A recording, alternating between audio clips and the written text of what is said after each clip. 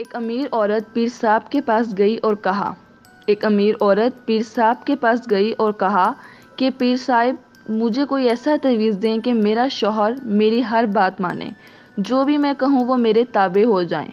پیر صاحب بھی دور اندیش انسان تھے، انہوں نے اس عورت کی بات غور سے سنی اور کہا کہ یہ عمل تو شیر کی گردن کے بال پر ہوگا، اور وہ بال بھی آپ خود شیر کی گردن سے اکھیڑ کر لائیں گی، تب اثر ہوگا، ورنہ کوئی فائدہ نہ ہوگا۔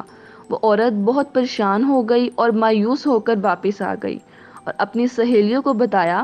ایک سہیلی نے مشورہ دیا کہ کام تو مشکل ہے مگر ناممکن نہیں، تم ایسا کرو کہ روزانہ 5 کلو گوشت لے کر جنگل جایا کرو اور جہاں شیر نظر آتا ہے وہاں ڈال کر چھپ جاؤ، کچھ عرصے بعد شیر کے سامنے جا کر ڈالو، وہ گوشت کا عادی ہو جائے تو تم اس کے قریب جا کر گوشت ڈالنا شروع کر دینا اور اس کی گردن پر پیار سے ہاتھ پھیرنا شروع کر دینا، اور جب شیر آپ سے مانوس ہو جائے تو گردن سے بال اکھیڑ لینا۔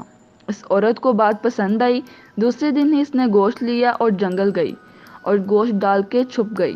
شیر آیا، گوشت کھایا اور چلا گیا۔ اس عورت نے 1 ماہ تک ایسے کیا۔ 1 ماہ کے بعد اس نے شیر کے سامنے جا کر گوشت ڈالنا شروع کر دیا تاکہ شیر کو پتہ چل سکے کہ اس کی خدمت کون کرتا ہے۔ کچھ عرصے بعد شیر بھی عورت سے مانوس ہو گیا تھا۔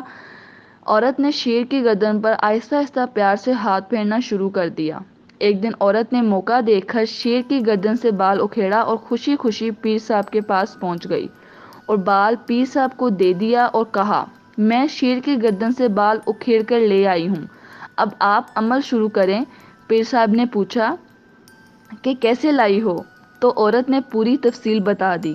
پیر صاحب مسکرائے اور کہا کہ کیا تمہارا شوہر اس جنگلی درندے سے بھی زیادہ خطرناک ہے جو کہ خون خوار ہوتا ہے، جس کی تم نے چند دن خدمت کی اور وہ تم سے اتنا مانوس ہو گیا کہ تم نے اس کی گردن سے بال اکھیڑ لیا اور اس نے تمہیں کچھ بھی نہیں کہا؟ تمہارے شوہر کے ساتھ بھی پیٹ لگا ہوا ہے، تم اس کی خدمت کرو۔ جب جنگلی درندہ خدمت سے اتنا مانوس ہو سکتا ہے تو ایک باشعور انسان بھی آپ کا تابع دار ہو سکتا ہے۔ گزارش ہے کہ اپنے شوہر کی خدمت صرف اور صرف اللہ پاک کی رضا کے لیے کریں، پھر دیکھیں اللہ پاک آپ کے گھر کو کیسے جنت بناتے ہیں۔